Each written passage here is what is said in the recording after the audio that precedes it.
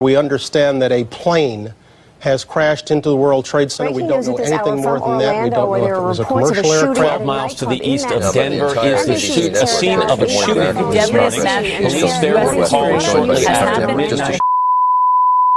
What did Iraq have to do with what? The attack on the World Trade Center. Nothing.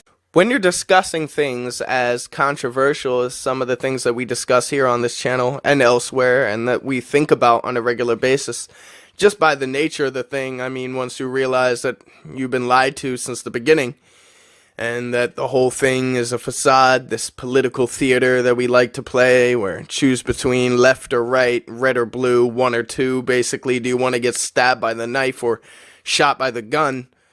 Once you've seen those for what they are, you can't unsee them. You can't take those shades off. So there is something that you will consider every day for the rest of your life. And when you discuss these things with people who perhaps haven't been previously exposed to these ideas, or have a few times and just haven't gone on to look at them, then you're going to get the same gut instinctual reaction. Well, it would almost be instinctual if not for the fact that it has been placed there successfully over generations and generations of social conditioning. And the one question that you get reoccurring in a lot of these instances, especially when you're discussing something like the flat earth, is why does it matter? Why does it affect me if the earth is not the shape that we were told it was? And of course, if you're looking at it from a surface level, then you could kind of relate to that point of view, where it's like, yeah, why does it matter? The earth could be a triangle, it could be a pyramid. Why does it affect my day-to-day life? But I feel like when you come with these kind of ideas or these kind of questions, it just shows that you're not thinking deeper than that. You're not considering the implications of this. I mean, they're huge. This is why I push flat earth over a whole bunch of other topics. I cover loads of topics on this channel, but I do talk a lot about flat earth because to wake people up to flat earth is a huge thing, because it shows, or to the right mind, it shows without a doubt that there are not multiple conspiracies. There is not a multitude of conspiracies organized by all different kinds of people, at least when we're talking about from the world standpoint. There is one conspiracy with multiple facets that has been controlling the world for a long period of time. And once you show people that, hey, the world is flat, everything's been a lie, they'll start to see that. And say that's not enough for you. Say you don't care about anything that's going on in the world. You just want to get on with your life. You got a job, you got a wife, you got kids. You just want to get on with life. What does flat earth have to do with it? Well, think of your kids. Think about what happened to you. You put them through the education system that you also were a part of, which is nothing but the indoctrination system that is lying to you and continuing to push lies that they know are lies. The teachers don't, of course. They were brought up in the same system. But they're lies. They're spreading lies. They're spreading garbage. The whole education system is part of the conspiracy. It's another facet of this conspiracy because they're teaching you proven lies. Facts. Alternative facts, if you will, that are, of course, the mainstream view. So when you say flat earth doesn't matter, then you're saying, hey, it doesn't matter if they lied to my kids. It doesn't matter that they lied to me. It doesn't matter if they lied to my children's children. Because who cares, right? And say, hey, you know what? I don't care about my kids' education. In fact, I'm not going to have kids, and I don't care that I was lied to. Who cares about me, right? Well, what does that say about your media? That obviously push all of this space, push everything NASA does, push everything SpaceX do. They tell you, oh, look, an asteroid is coming. Oh, a comet's in the sky. Oh, look, this eclipse is happening. Oh, look, your media is a lie. And wait, if your education and your media is a lie, then surely there's some sort of connection between who's funding these two organizations. Oh, but education is a public thing, as the government's funding that. Well, trace the roots back, you know? Have a look a little deeper. This is what Flat Earth is going to make you do on everything. Can you accept anything ever again that you were told as fact before checking if you know that you have been told a lie on this astronomical, excuse the word for want of a better word, scale? Now put education, media, politics aside, right?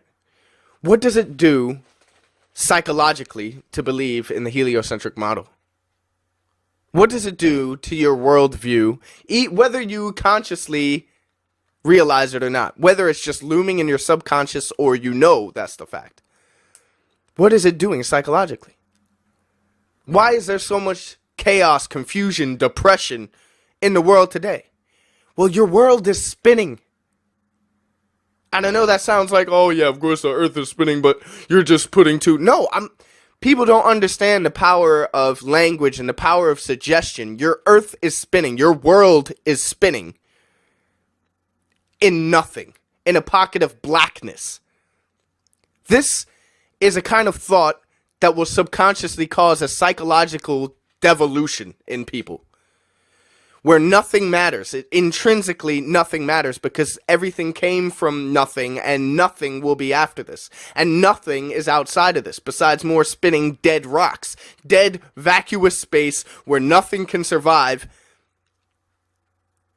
It's all a system put in place to devalue you as a human being. To devalue what you represent in this world. Your impact in this world. Because we all have one. We all can have one if we choose to. I mean, we don't all have one. That's for sure. But we can all make one if we choose to. We just have to take those steps. And the first step is to think for yourself. Something that everyone thinks they do that a very small percentage of those actually do.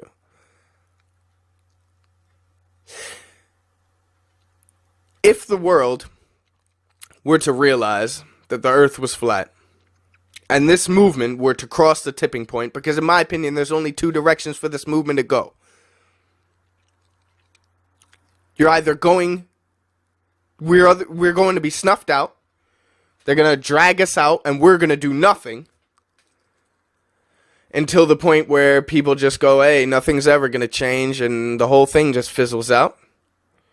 Or we cross the tipping point, and the world wakes up. So this is why it's an exciting time to live, but this is also why we need to think of a plan. We need to put something together to actually make a change here. We've talked enough. There's so much information now about everything. No, we don't know everything, but we know enough. We know enough to now make a stand. We need to make an actual stand and do something. This activism is a great idea, but it needs to be taken to a larger scale. And I'm doing some brainstorming to see what I can do. But we got to take it to the man now.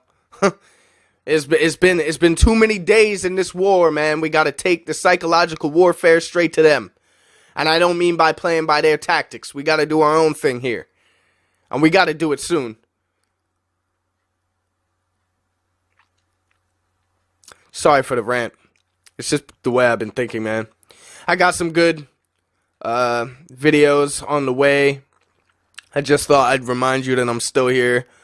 But yeah, if someone asks you why does the flat earth matter, just tell them, look, man, think.